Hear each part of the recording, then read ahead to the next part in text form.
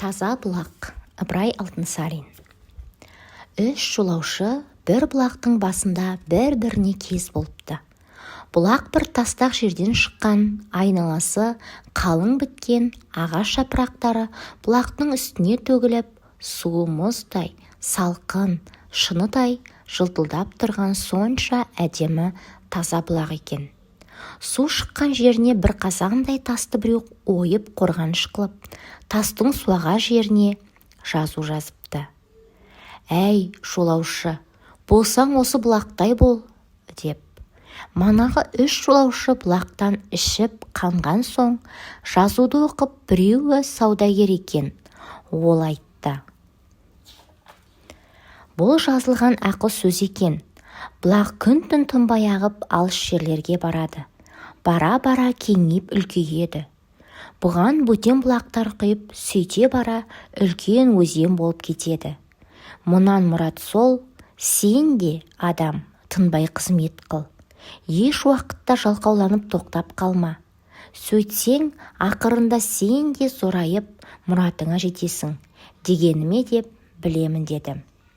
Екінші жолаушы мүсәпір молда екен. Басын шайқап: «Жоқ, мен олай ойламаймын. Бұл жазудың мағынасы сіздің ойлағаннан гөрі жоғарырақ соқса керек. Бұл бұлақ кім-кімге болса да даяр, ыстықтағаныңды салқындатып, жанын рақаттандырады, сусағаның сусынын қандырады. Оның үшін ешкімнен ақы дәметпейді. Бұлай болса, адамға да әбірет сол.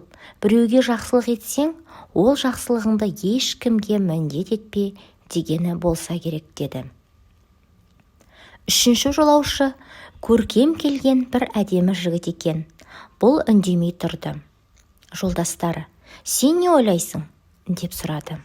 Жігіт айтты: «Менің ойыма бөтен бір нәрсе келеді. Бұл бұлақтың суы бір орында тынып тұрып, шөп шалам, лай қоқым болса, бұған адам мен айуан мұнша ынтық болмас еді.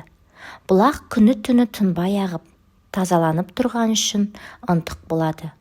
Олай болса, жазудың мағынасы: көңіліңді, бойыңды осы бұлақтай таза сақта. Бұлаққа қарасақ, күн түссе күннің, шөп түссе шөптің сәулесін көреміз. Көңілің сол реуішті сыртқа ашық көрініп тұрсын, дегені ме деймін», деді.